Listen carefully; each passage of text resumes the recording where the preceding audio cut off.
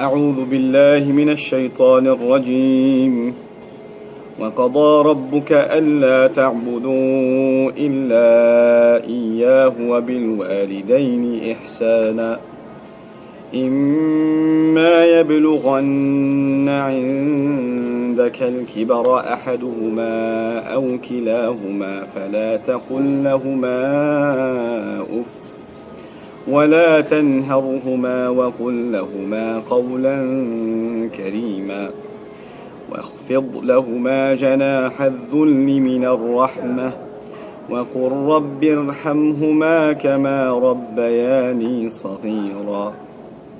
Assalamu alaikum wa rahmatullah. Quran Weekly. I just wanted to give you a 4-minute, 5-minute reminder in regards to a couple of ayat of the Quran that deal with two really important issues.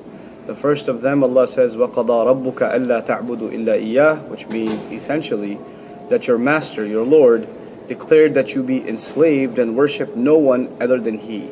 And so the first part of this ayah is making a demand about Allah's rights on us.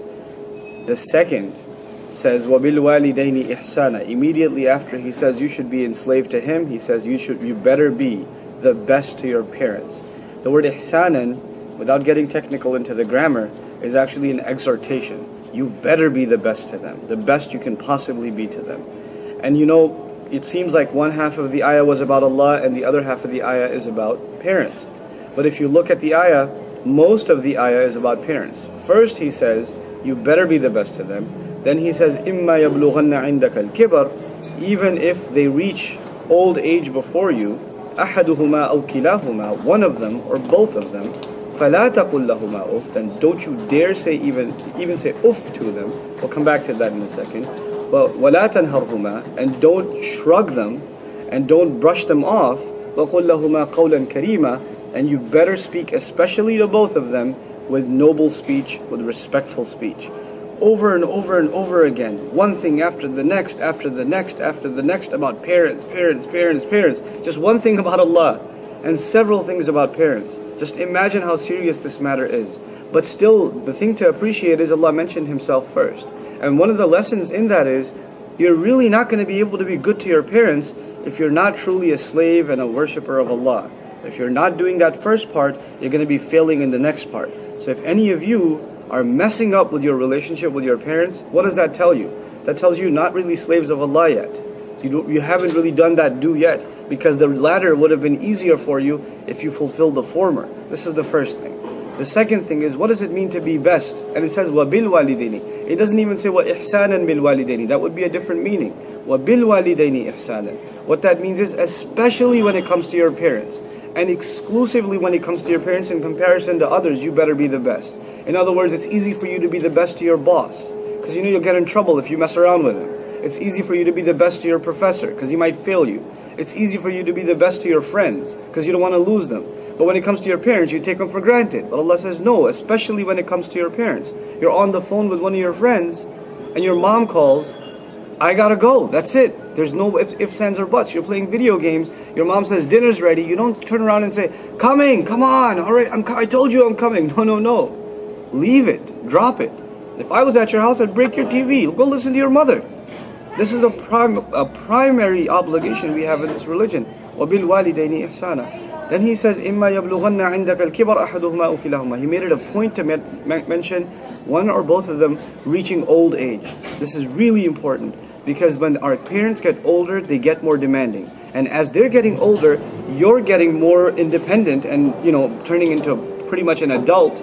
And you think you can make your own decisions and you have your own life, and they're still treating you like a kid, and they don't understand you, and you have all these complaints about them in your head, and you rant about them to your friends. But Allah says, especially when they get old, especially when they get antsy, especially when they get irrational, especially when they get, they don't understand where you're coming from and they put these demands on you, this is the time to be the best to them.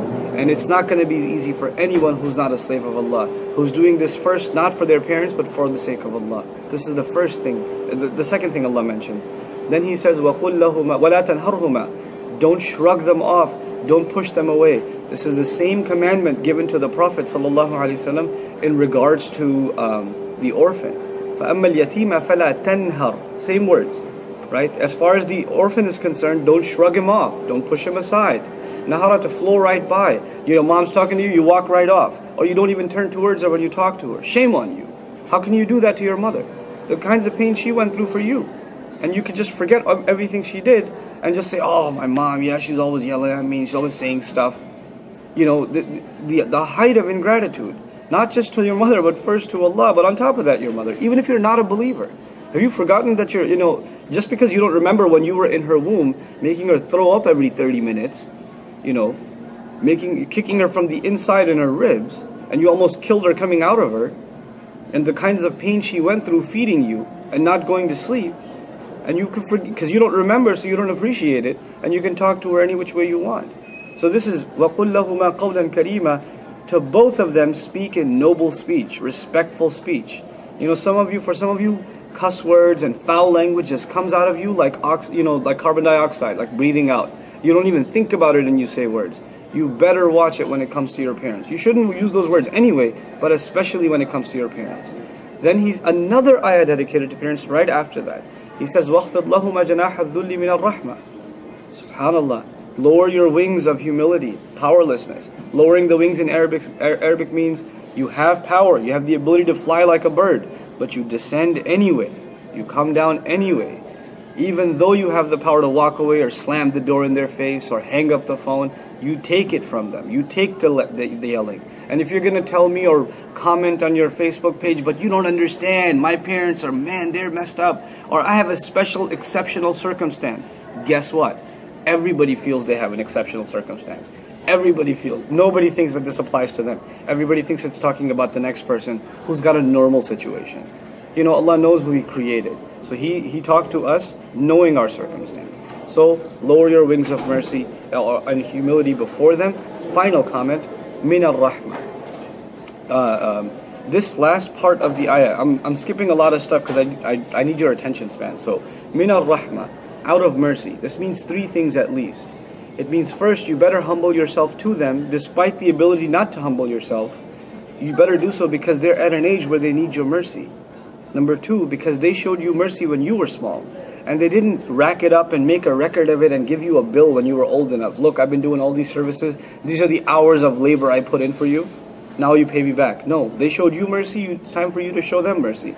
And the third and final one, if you want Allah to show you mercy, you better show them mercy. Min al-rahmah. May Allah make us the best to our parents, and may Allah make us help us understand these ayat and live by them. Barakallahu li wa lakum fil Qur'an al-Hakim, wa nafa'ni wa iyyakum bil ayat wa dhikr al-Hakim. Assalamu alaikum wa rahmatullah.